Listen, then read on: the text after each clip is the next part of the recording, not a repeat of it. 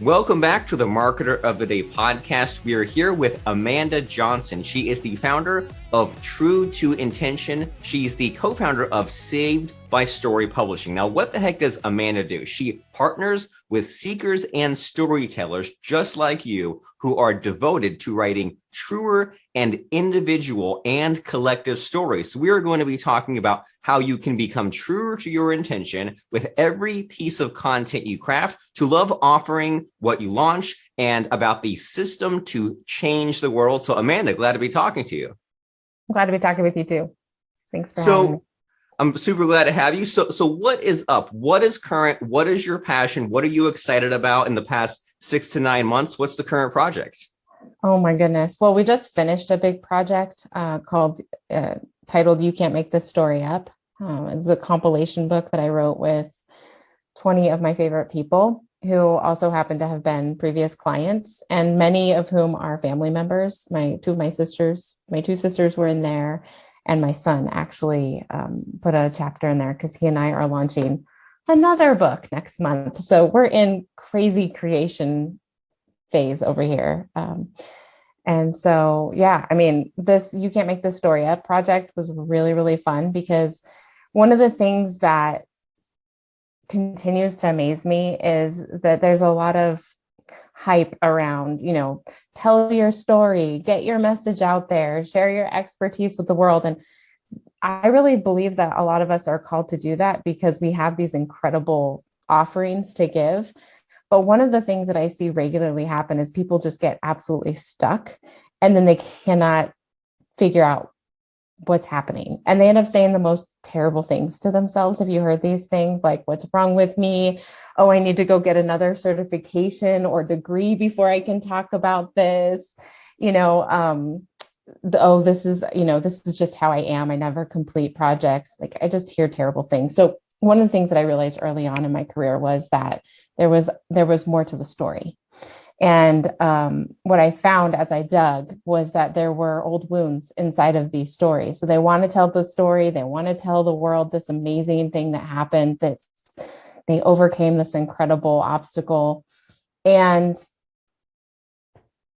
what stops them from doing that? Well, they don't want to go back and talk about all of the details. They just want to talk about how awesome it was to overcome it. And they don't want to talk about all the details because some of those wounds are still open or just barely scabbed over. And so what I've witnessed for the last 15 years in this process is people healing their story by writing it out and doing so inside of a community space. And so after enough of these happened, for 15 years, I just thought we need to tell the world that this is actually what's going on during the creative process for people. Whether it's, a story that is an absolute tragedy and trauma in a childhood, or whether it's, something like they were never allowed to be visible because there was always somebody who was supposed to be bigger and smarter and more powerful in the room. So when they're getting ready to go put their message out there, guess what they can't do? They can't be big or else they lose. And so these are the things that we're sorting through. And so, yeah, everyone wrote their stories and put it into a project, and we've been hearing some really, really great reviews about that.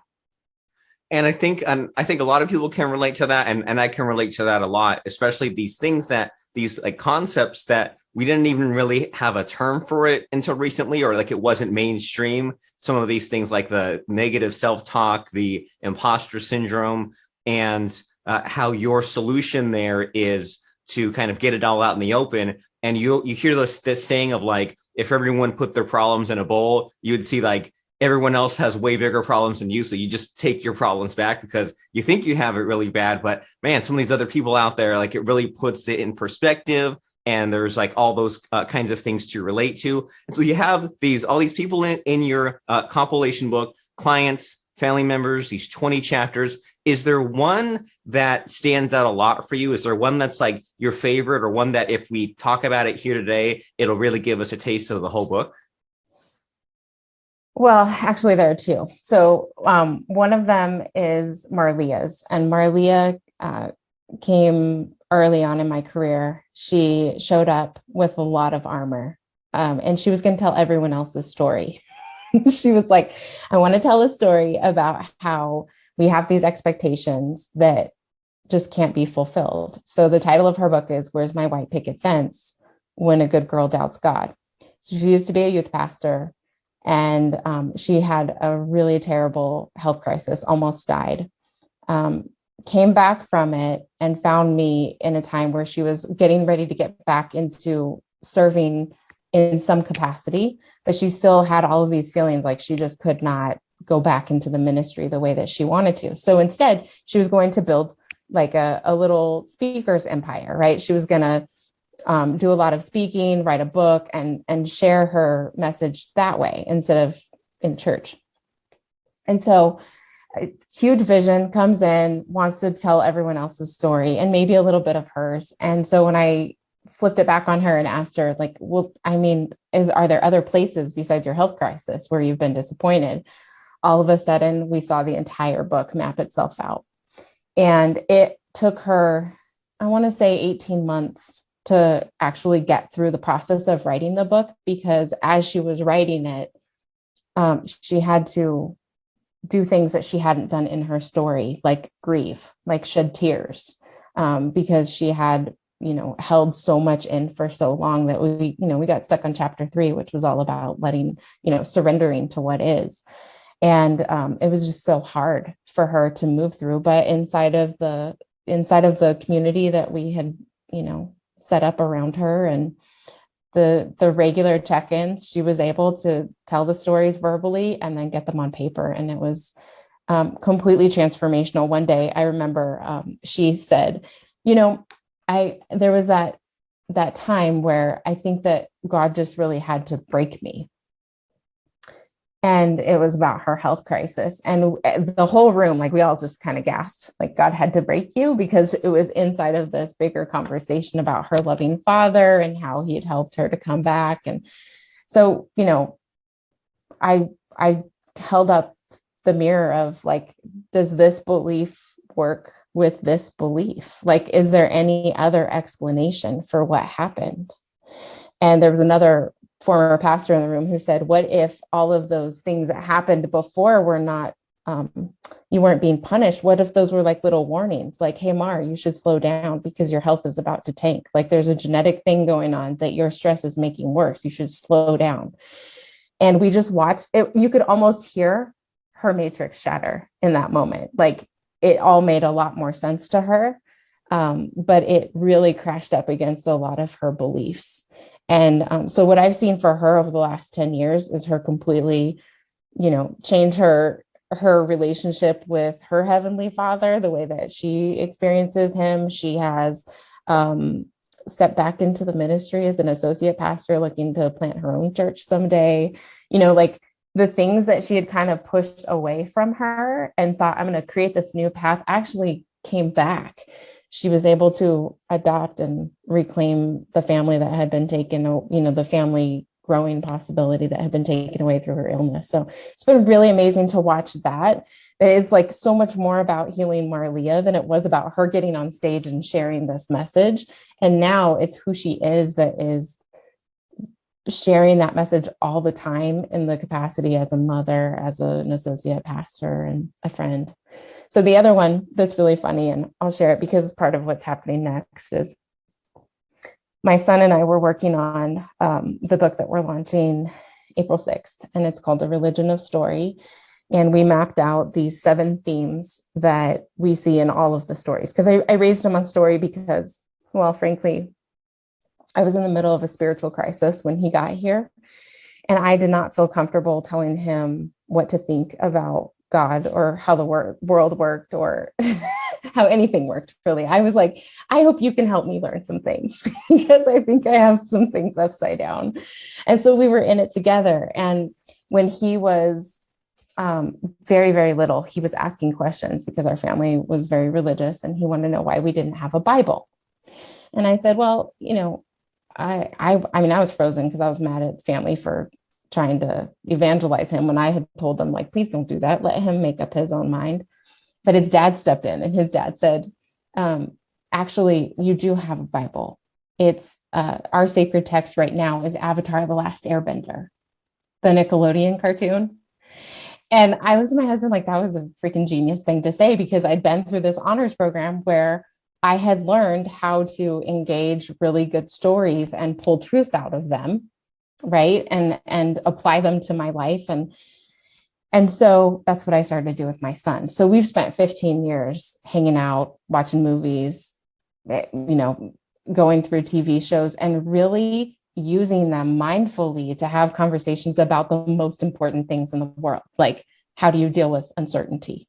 Like, how do you really know who you are? What do you do when guides show up?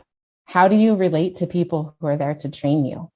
And sorting through like how some people give all of their power away to educators or trainers or coaches or, you name it.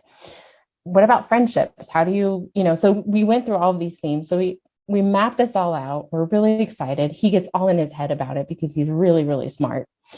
And he starts to like really take things apart from this high level analytical perspective. And then he just got stuck. I mean, so stuck. And I kept telling him, like, maybe you should just write the personal story like I suggested a while ago. And he was like, nope. He was so mad at me. He didn't want to work on the project for a while. And eventually, without telling me, he decided to do this with one of the chapters. And he got through the first chapter and he was like, oh, this was it. That was so much fun to write that story. And I can see how it's an even more powerful teaching tool than what I was trying to do before.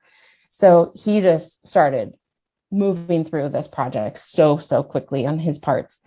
And he got to the chapter on redemption and he got stuck. And when we started talking about it, because part of the conversation in redemption is like, what makes a villain? How do you know a villain from a friend? And because, sometimes it's not obvious, right? Sometimes they act like friends, but they're really villains. And he's really, yeah, exactly. And he's really, really good at identifying these folks before most people I know could. And part of it is because of what he's learned through watching the patterns in story. And so we talked about that. But he came to me and he was like, Mom, I don't know, like, who am I going to talk about as a villain in my own story? And I said, well, I think that maybe you need to consider talking about great grandma, because my grandma, we lived with her for many years and we took care of her. And they were like the tightest buddies while he was really little. And then the dementia set in. And he didn't understand why she was behaving the way that she was. She got kind of mean and manipulative and not the person that he necessarily thought he grew up with.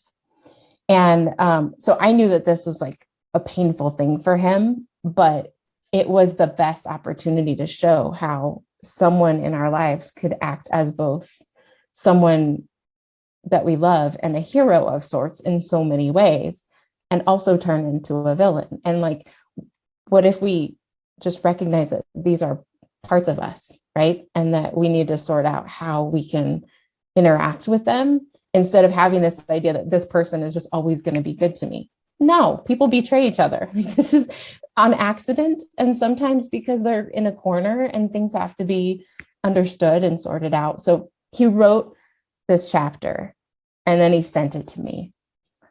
And he sent it and I'm just bawling my eyes out because it was like, he really, really got it. It was so beautiful.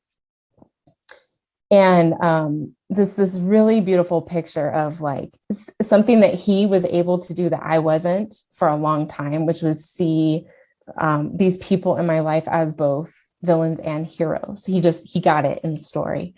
And so I'm sitting there and I'm bawling my eyes out. And then I get a text right after it that says, F you and all your healing through writing bullshit.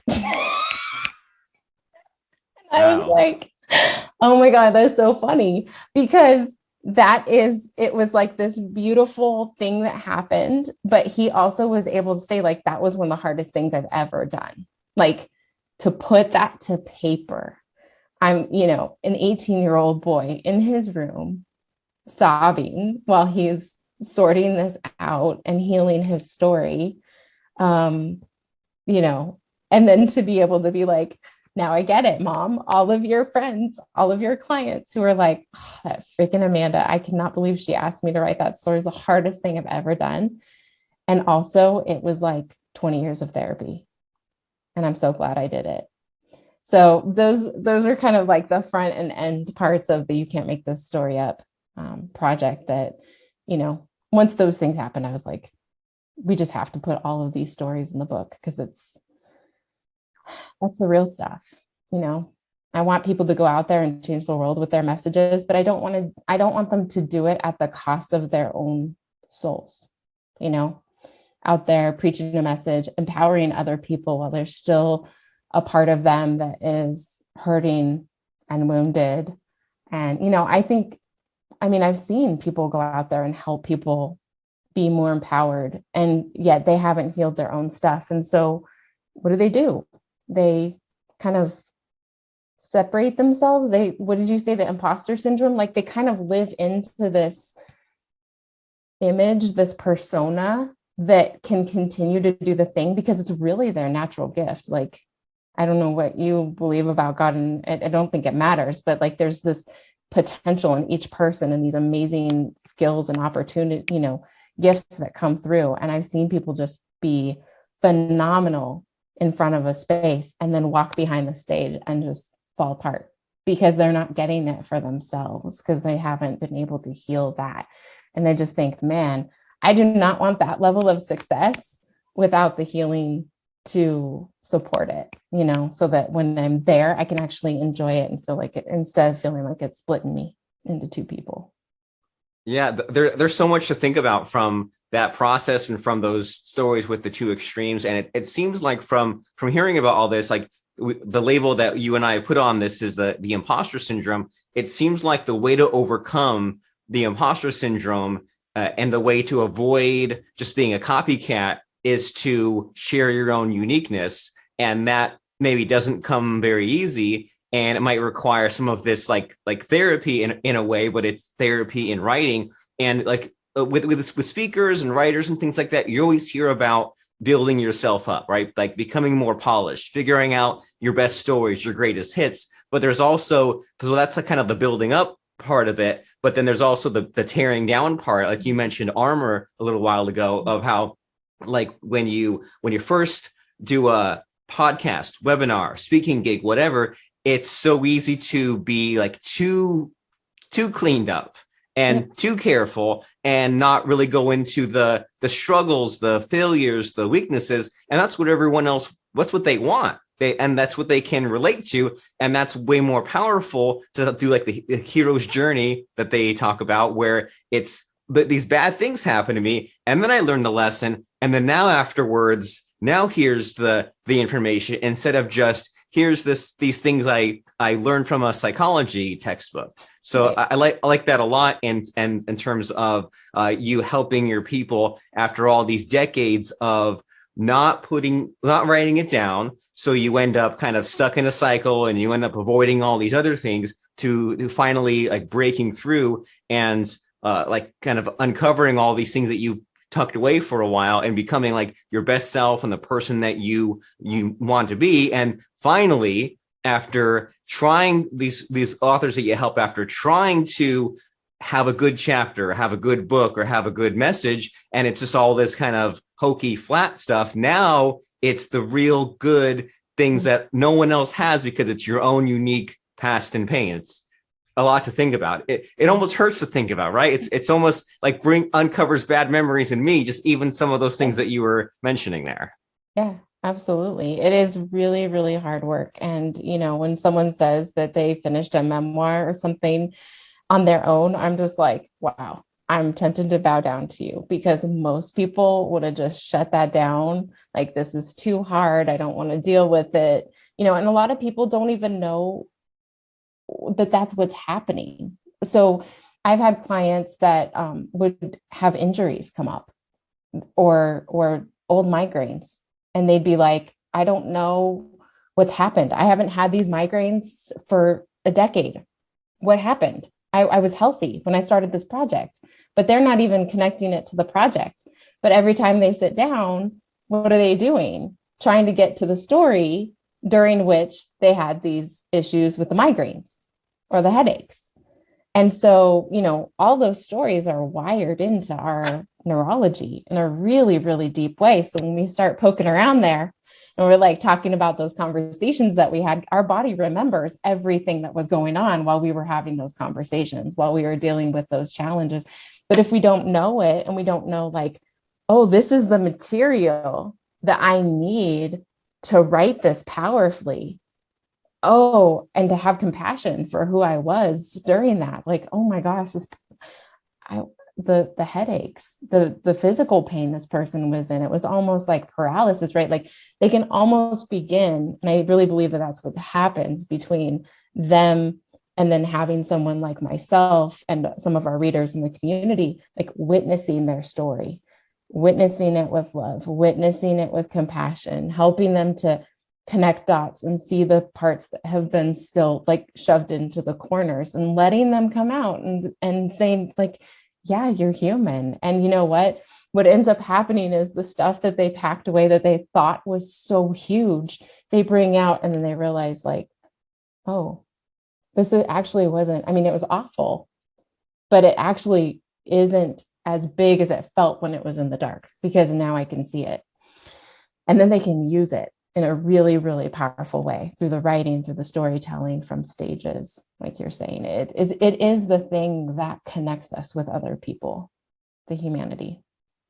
And getting to that, what the goal was originally, which is to help those other people. Mm-hmm. And instead of just taking the shortcut and just trying to just like saying, okay, who can I help? Well, let me help myself first, and then use that, like you said, use that to then help other people, and so that way, that's kind of the goal. It's like the whole idea of like, it's easier to clean someone else's room, right? It's easier to tell someone else how messy and dirty their house is, and it's hard for you to look inward and say, well, maybe I need to fix up my own kind of stuff first. And so you've mentioned a little bit here about this like community idea, right? Of having your group of authors kind of meet together and share these stories and figure out what is good and what is bad. And I've seen a little bit on social media how the Zoom meetings of all your people kind of gathering together. And I think, just from hearing you explain this, I think it seems really important, because like you said, some people, some very rare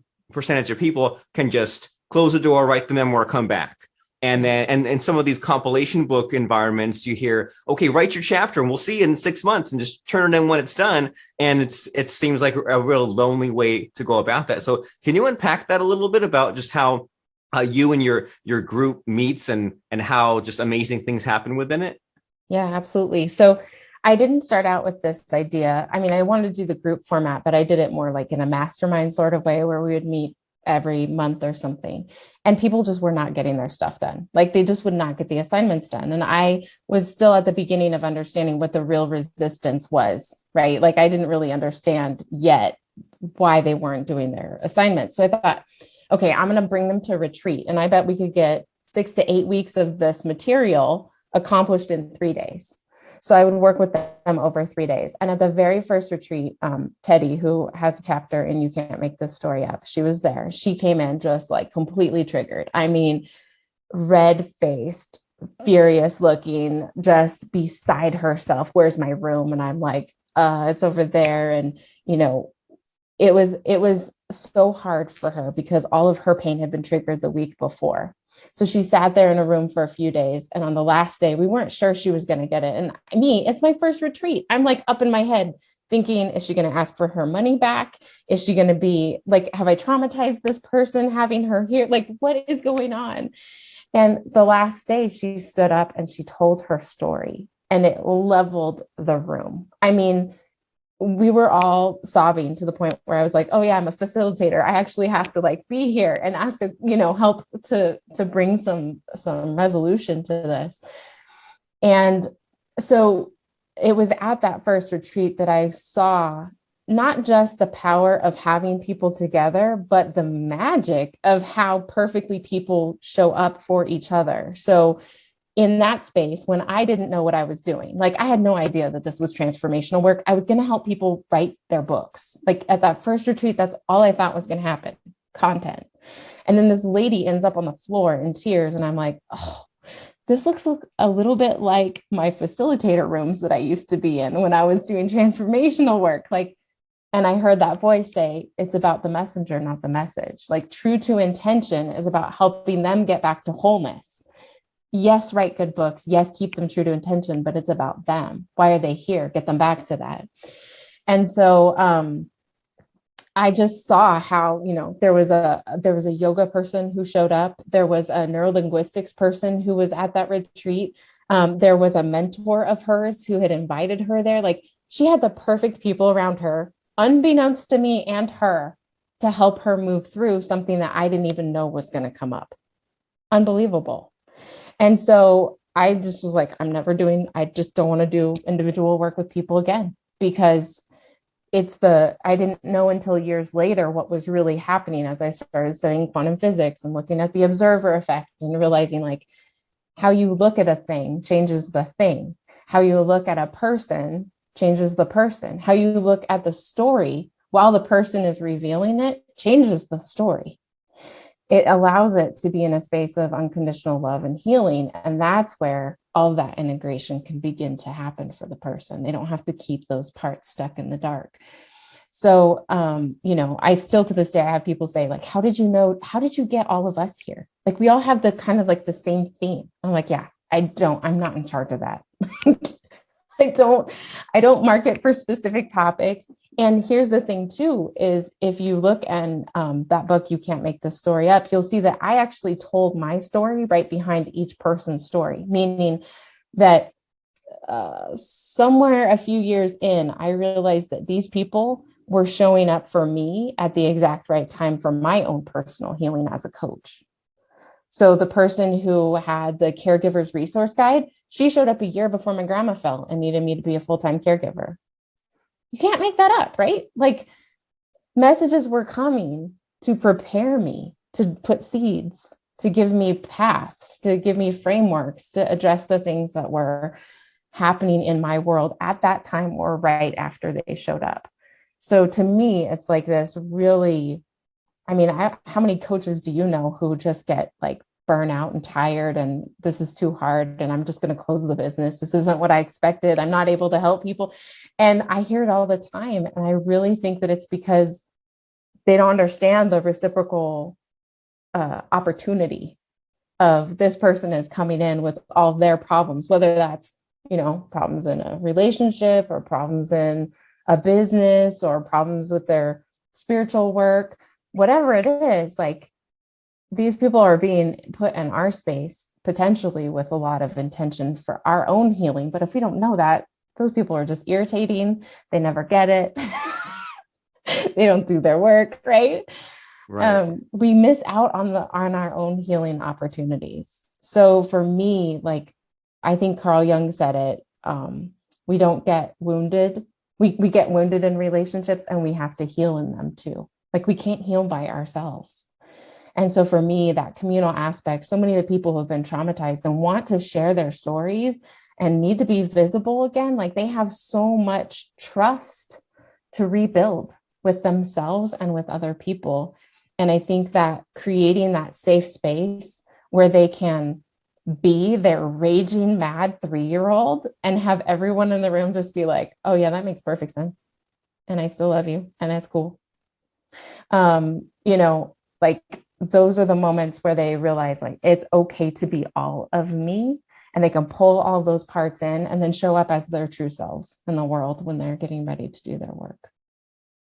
Well, this is so deep. I'm going to have to think about this interview for like the next 5 weeks or longer. And I think you've tapped into something amazing because, and it's like, it's plain as day, the way that you say it, right? That how easy it is to be stuck in your bubble and to be lonely and closed off and getting all these exactly the right things you need at the time you need them, but maybe not even being open to it or kind of just being stuck and being negative and all these sorts of things. And then it's easy to like just know that things are wrong, know that you're stuck, want to make a change, but then maybe having like a low self-esteem factor and saying, well, I don't want to go to a transformation retreat, right? I don't want to go to some cheesy, place where I go and get some neurolinguistic programming done on me and I do like trust falls. But then the workaround that I think you've discovered is these these authors or these up and coming authors saying, I have this message and I'm really not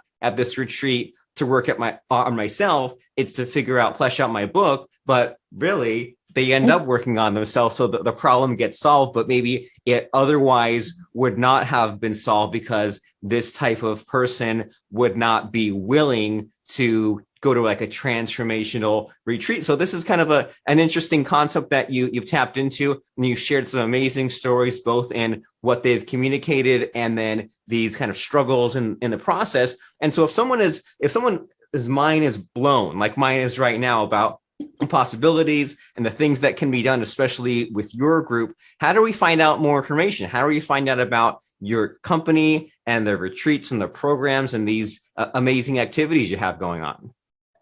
I think the best way is just to go to truetointention.com and see what we're doing. After several years of helping people with messages, I got a lot of people who were saying, okay, I see that you're helping people to heal stories, and I want that without working on a message. And so now there's kind of two paths that people can take. They can just be on the story healing path, or they can be on the change the world and heal my story path. And so, yeah, just check it out. There are a few free offers on there. I have calls where I did how I wrote, published, and launched my first book in less than 3 months. Not on purpose, but because life did what it did, and I needed a lesson before I could finish that last chapter. And so there are just a few resources on there that are free that people can just go and kind of hear more about how it goes and the frame from which I'm looking at this, because I realize it is kind of different than most of the content coaches out there. But different is good. And I'm sure that there's someone out there who has tried the regular way of going about it, and they've maybe looked at this book coach or that content coach and said, I don't know, they all look the same, but here's True to Intention, here's Amanda Johnson, here's something that's new that hasn't been tried before, that it's a little bit off the beaten path, and now you can get kind of these unique, amazing results. And maybe with your guard dropped a little bit, because it's maybe easier to be open to some kind of message if you look at someone else's problem or someone else's writing advice or someone else's aha that they came across with this book. So if you out there in podcast land, if you have been more than intrigued by this conversation, if you think that you can't do it alone, or maybe you could benefit from having some extra advice, some extra help, some of these groups or online retreats or things like that, then check out truetointention.com and see what's on there. Get on Amanda's list, follow her on social media. That way you can begin to take in some of these messages. And when the timing is right, when you say, I finally had enough, I finally want to get my own inner problem solved that have been plaguing me since childhood, I want to get my book done, I want to get my speaking message done, then you will be primed and ready to take the next step. So truetointention.com is the place to go. Any final parting words of advice before we wrap this up, Amanda?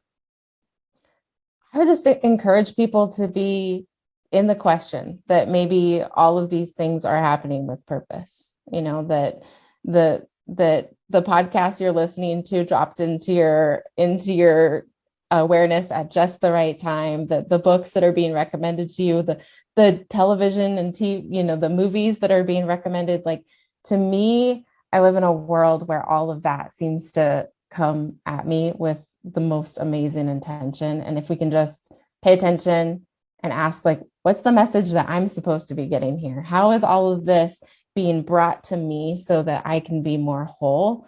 Life gets a lot more magical. It's still messy, but I can get more magical. But that's okay. So yeah. I love it. It's not an accident. There's a reason why you're seeing what you're seeing. So take action on it. Don't just let it pass you by. And the very first action to take is to go to truetointention.com, and we will see you there.